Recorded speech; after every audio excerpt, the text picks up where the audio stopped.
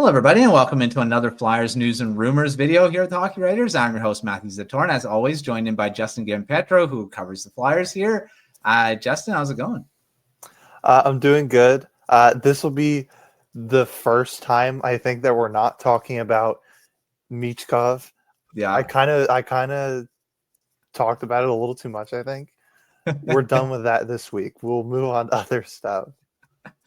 Yes, it's not Michkov talking about him like the last couple of weeks. So we'll start with the games from this past week, which, the Flyers had a couple really good games from Trevor Zegras, definitely for sure. What did you see from this past week here? Well, the big one is Zegras. That is the most recent. Maybe it is recency bias, but he had 3 points. I think it was his first since January 2023, his first 3-point game. He scored his first goal as a Flyer in that game. It was all assists at that point. And now he's 8 points in 8 games, and he scored a goal in the shootout, and there was a point mentioned. He is 14 for 22 in his shootout career. I was not aware of that until the broadcast showed it. That is the second best in history among players with 10 attempts. If you want to bump it up to 20, he's the best ever. Mm-hmm. So 63, 64%. That is pretty ridiculous. Yeah. And for a Flyers team that has been, at least from what I know, been a pretty bad shootout team. They've been better recently. I looked at the numbers. They've actually had a winning record, I believe, the last few seasons. But Flyers fans know they are bad in the shootout historically. Mm-hmm. And having a guy like Zegras, it was basically automatic, and Michkov as well, who is, we'll see. It's early in his career, but he could be automatic as well. I mean, I think they could be pretty good in shootouts. They like going to OT. We've seen that this season and in previous seasons. Obviously, a new coaching regime, but getting that extra point is big. And if they can be good in shootouts, almost automatic in shootouts, then that would be pretty good. But for Zegras specifically, he's a point per game player, and his career high, 60-something points. He's on pace to break that. If he does, the Flyers got themselves kind of a steal. Didn't even have to pay a first-round pick for Zegras. It was a situation in Anaheim where it just wasn't really a fit, and I understand why they moved on. But the Flyers got a really nice piece here. I think that won't change. He has been awesome for the Flyers, and I think he might be a part of their long-term future. We'll see. It is early to say that still. But the Flyers might have something here. I guess another big takeaway, Dan Vladar was great again. He is continuing his run that hasn't stopped yet. I expected it to at some point, but he has gone 5 games, giving up 2 or fewer goals in each one of them. That is, in today's NHL, that is Vezina level. You don't see that very often. Look around the league. You want your guy to give up maybe 3 goals a game, and you can have a chance to win. That's kind of the average, around 3 goals a game. He's given up 2 or less, and he has a .930 save percentage, something like that. I think that will cool down eventually, but he has been stealing them games, flat out stealing them games. I think they'd be toward the basement if it weren't for Vladar. He is only 3-2, which is pretty unfortunate considering how well he played. Again, he's only given up 2 goals, so the Flyers are scoring 1 goal in those games. So not doing him a lot of justice right now, but if he can just be a fraction of what this version of him is for the rest of the season, just getting quality starts here and there more often than not, the Flyers got themselves a goalie. And last season where they were last in save percentage across the league, the year before where they were second last or last, depending on which site you look at, that has a big impact on the players. And if you can get up to league average, that changes everything. That changes things for players like Drysdale, who had a terrible plus minus all those years.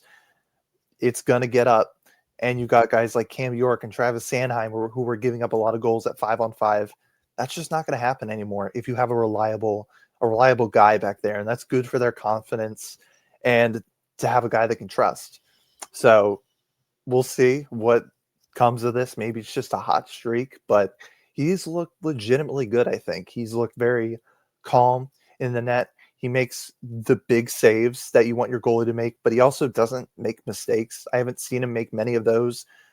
Something the Flyers were kind of accustomed to last season, especially kind of toward the end of their playoff chase in 24. Just getting those mistake-free games, it's huge. And, if that can continue, then the Flyers will win games even when they don't really deserve to. It really raises their floor. I don't think they can be as bad as they were last season with this kind of goaltending, or just even decent goaltending. This is really good goaltending, but even decent, again, that really raises their floor. 100%. I mean, the Flyers haven't had consistently good goaltending for a while now. And I mean, Urson had his spurts of it, in couple last couple seasons, but not consistently good. So yeah, it's going to be interesting to see if he can keep that going. He wanted a bigger opportunity from the Flames, and looks like he's getting it, and he's performing. So he's also used to not having a lot of support in front of him because the Flames didn't really give him much either whenever he was in. So yeah, we'll see if it can keep going for both Zegras and Vladar. All right, shifting to the prospects, looking Porter Martone. He's on fire in the NCAA with MSU, number 1 ranked MSU as well. So he's really acclimating himself well to the NCAA. What do you think about him so far this season? Well, it's kind of unfortunate that I believe the only game that was nationally televised on, I think it was ESPN2, it was his worst game by far. And so I feel like some people might have had a bad idea of what Porter Martone is. He is incredible. And he has a goal and an assist in each of his past 3 games. He has 9 points in 6 total games. That is the most points on MSU, the best team in college hockey right now. They won 2 games, their 2-game series this past week. So they're going to stay at 1. That's not going to change. That's a big deal, being the best player on the best team already as a freshman. It's pretty good. And yeah, I think he'll just continue to get rolling again, because he's just getting acclimated right now. You look at Gavin McKenna for Penn State.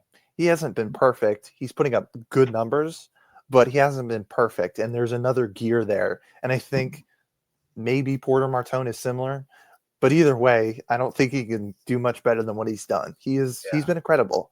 And, we'll see. He could be a really good player in the NHL. He was my 3rd ranked prospect in the last draft class. At times, he was my number 1 prospect. For a little while, he was. This is a very gifted player, and the Flyers were very lucky to get him at number 6. And we'll see what he does from here on out. When he makes the NHL, I'm excited. I'm excited to see what happens. I was hoping it was this season, but college was probably the best route at this point. We'll see what he does the rest of the year, though. Yeah. I mean, and of course, very early on in the season, and we'll see how it goes, but very good start for Martone so far. All right, finishing out with some injury updates. 3 players here. I mean, Ristolainen seems to be always injured. I mean, I think last season he played a good amount, but it seems that he still has some injury issues. So what are some updates for these guys? I guess I'll start with Ristolainen because you started with him. I feel like he has been injured every single year that he's been in Philly. From the moment he got here, I think 21, 22, along with Ryan Ellis, who was traded somewhat recently, he was hurt right away. Yeah. And it's just been an ongoing thing. You hope that he figures it out and this is the last of it. But yeah, it's unfortunate to see that for a player. He's out for the next maybe 5 to 6 weeks. He got surgery in April, so we kind of knew that it was going to be a little while before he got playing. The Flyers could really use him, even though their defense is playing pretty well. They could use a player like Ristolainen. He is better than Juleson, and just swapping them out, I think that could help their blue line and maybe even their offense as a result. He can move the puck a little bit better than Juleson and is just a better presence on the back end. Prospects are the other two. Spencer Gill, he's out till like March, potentially 12 to 15 weeks. So he's going to miss the World Junior Championship. If he was ever even going to make it, he was eligible, but now that's kind of out of the question, and he won't be eligible next year either. So that kind of stinks. I don't know if he was going to make it, but I thought maybe he had a chance. But that's also not very good for his season, for his draft plus 2 season. I thought he was pretty good last year. He actually played above my expectations. Legitimately, I thought there's a chance that he is a first-round prospect from last year. Not going into it, I didn't feel that way. But after a season of kind of looking at him, I thought he really was impressive. And again, it just kind of stinks to lose all that time. Basically his entire season, he didn't really play, and I was looking forward to it, especially with there's a prospect there, a defensive prospect that I thought he might play with, Xavier Villeneuve. Not looking like that's going to be the case. Maybe toward the end of the season, they are going to make the playoffs. His junior team, they're atop of their conference in the QMJHL, but again, losing that regular season time, just not good. Oliver Bonk, another guy who's going to be out for a little while, 5 to 6 weeks, same timeline as Ristolainen. He was originally day-to-day. I think this was around right before training camp that he was hurt, and he hasn't been back yet. So it's basically a 10-week timeline doing quick math. That's quite a jump from day to day, the original timeline. But it'll be good once he gets into the lineup for the Lehigh Valley Phantoms. They've played well to this point, and they could use that presence on the back end. You always could. And he was a guy that I was interested to see play. I think Barkey's looked good. Denver Barkey, another graduate from the OHL, from the juniors segment. And Bonk is another one of those guys, came from London as well. Just seeing those guys acclimate in the AHL, it's important. And Oliver Bonk, we'll see what kind of his future is, whether he's in the NHL soon or in a few years. We don't know yet. But the AHL is that first step. If he looks really good this season, maybe he competes next season. There are some bodies there that he'll have to compete with, but if he plays well enough, I think he could maybe make the NHL team.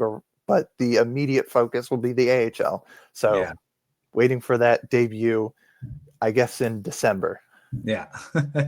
Yeah, injuries always, it seems like, I don't know if it's better to have injuries at the beginning of the season so you can still, I think it probably is, so that you can have still a chance to play the rest of the season rather than having it mid-season and then you're basically done.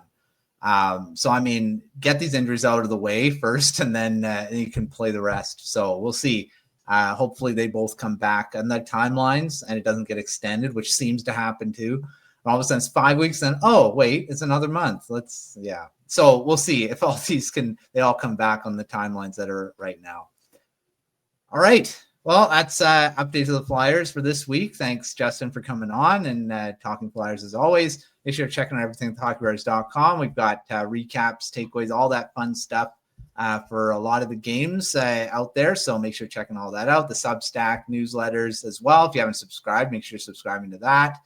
And check out all of our other videos on the YouTube channel. But until our next one, we'll see you next time.